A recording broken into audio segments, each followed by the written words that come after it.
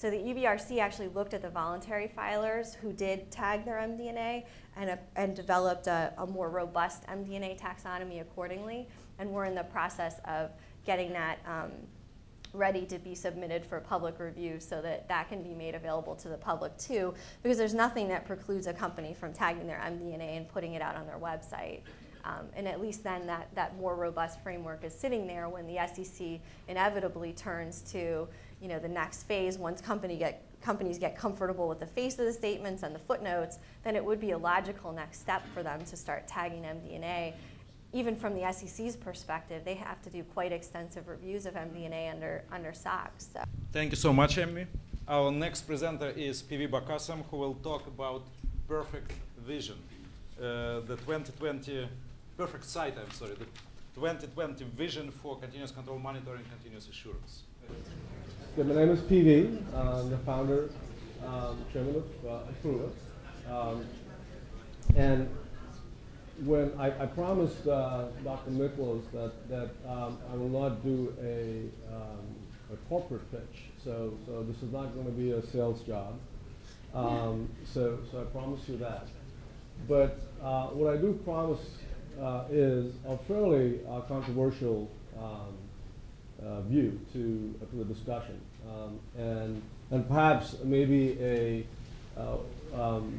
demotivational presentation around, because how many of you in your offices have motivational posters?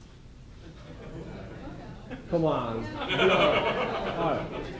Okay. How many of you have actually asked your employees or your coworkers if it actually works? And so I'm going to try, a technique which we use quite often in my company. An example of that is, we do lose, some deals sometimes. And what we do is every time we lose a deal, especially to some of our competitors who are here today, we have a huge party.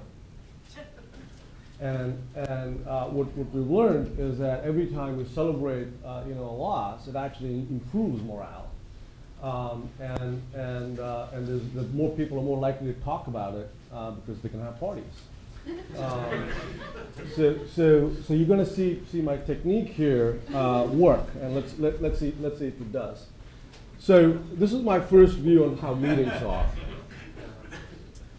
So we've had 19 of these meetings, I suppose, right? And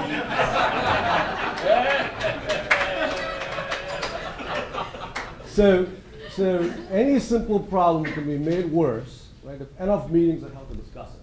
And I think we've had 19 variations of this particular problem. I've seen John present many, many times, my friend. And it's just been incredible insight after insight every year.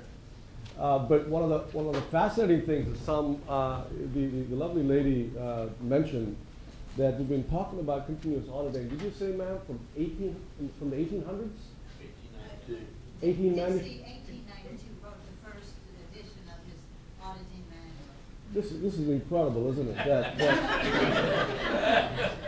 So I almost believe, right, to have a successful industry, right, one of the first things you may have to do is stop having these conferences. Just throw a big party.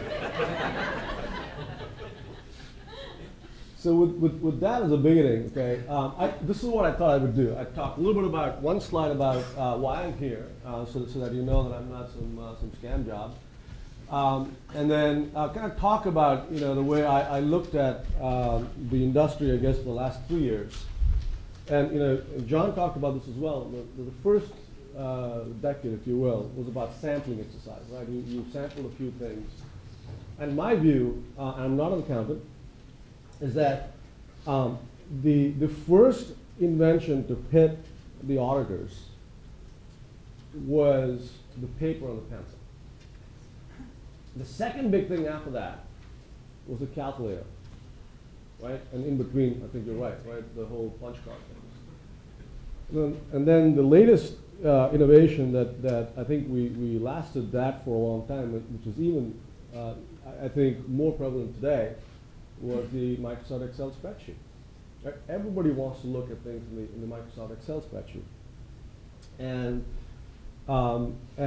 we believe, and we've been talking about this for 19 years now, we hope that the CA and the CM would be kind of the next generation technology. So I figured, you know what, we got to do this whole vision thing. And so I'm going to take, again, a very controversial view of what I believe the vision is. And I'll call that the enlightened decade, where it's the everything exercise, right? So it's not just exceptions like the way John talked about, but everybody wants everything, everywhere, anytime, any place, on any device, right? And I guess that might be the enlightenment decade.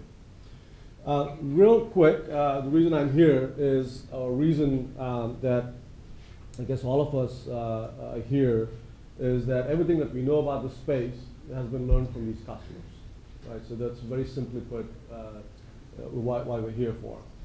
What we do is not too different than what some of the folks here talked about. And our belief always was that the idea of providing continuous auditing to the advisory firms might help to boost the adoption of continuous auditing and monitoring. So we've always had the strategy. And I can tell you that when you have strategy, right, one of the key things is around, you need to have strategy for survival, right? And my view on survival, right, of people in the space, and we've been around for a long time, including people like us, is that the less you stand out, the longer you'll last. It's the perfect belief, right? And it's very motivational, by the way. Very, very motivational. Because if you get noticed, right, people begin to ask questions, right? And people have survived, right, for a long time, doing a lot of different things, including people like Microsoft and vendors who've been providing Excel-like solutions. So what has cost us survival? And I think part of the problem has been, or will be, is that there are too many stakeholders. You've got, that's one problem, right? The second problem is that you've got too many systems, right? We understand that as well. And if regulations aren't enough, the recent administration wants to introduce more regulations so you can regulate the regulations that you've just began regulating. And that's what happened with the auditing profession as well. Because I guess in the 1800s, if you didn't trust your auditor, right, who else would you trust, right? And there was, and this happens, I've seen this happen as some of you may have guessed, I'm from Sweden. I'm just joking. It's a joke. I'm from India, and in the Indian tradition, even today, I have met my folks. My dad actually works for a very, very large company, and when the auditor walks in the room, I kid you not, CEOs stand up.